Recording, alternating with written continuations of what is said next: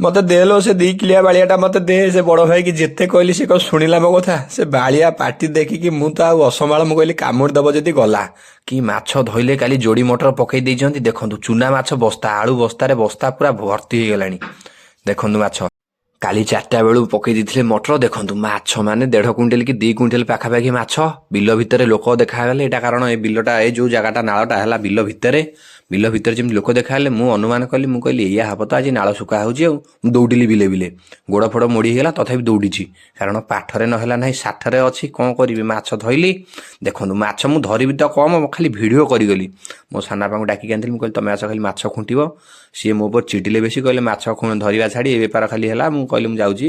ମୁଁ ତାପରେ ବୁଝେଇ ବୁଝେଇ ରଖିଲି। ଦେଖନ୍ତୁ ଏଇ ଜାଗାରେ ପାଣି ଖାଲି ମଟରରୁ ଆସିକି ପଡ଼ୁଥିଲା ବୋଲି କି ମାଛ ଦେଖନ୍ତୁ। ଏଇଥିରୁ ଅନୁମାନ କରିପାରୁଥିବେ କେତେ ମାଛ ଏଥିରେ ଥିଲେ।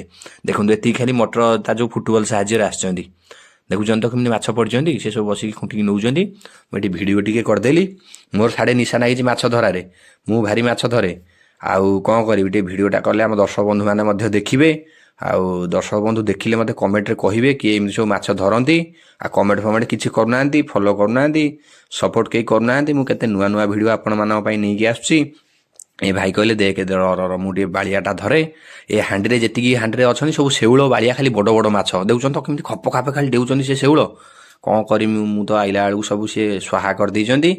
ତଥାପି ଯେତିକି ଥିଲେ ମୁଁ ଧଇନି ମାଛ।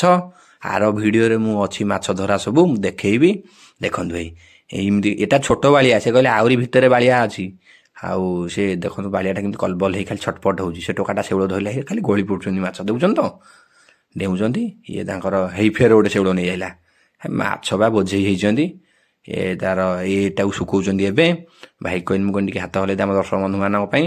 ସେ ଦେଖନ୍ତୁ ଶେଷରେ ହେଇ ଦେଖନ୍ତୁ ଆମେ ବାପ ପୁଅ ଏତିକି ମାଛ ଧରିକି ଫେରିନୁ। ହାରାହାରି ଆମେ 5 କିଲୋ ମାଛ ଧରି ଦେଇଛୁ। ଆଉ ଦେଖନ୍ତୁ ଇଏ କେମିତି ଭାରରେ ମାଛ ବୋଉଛନ୍ତି। ଏତେ ମାଛ ଧରିଲେ ଯେ ବୋଇ ବୋଇ ଭାରରେ ଶେଷରେ ବୋଉଛନ୍ତି। ଦେଖନ୍ତୁ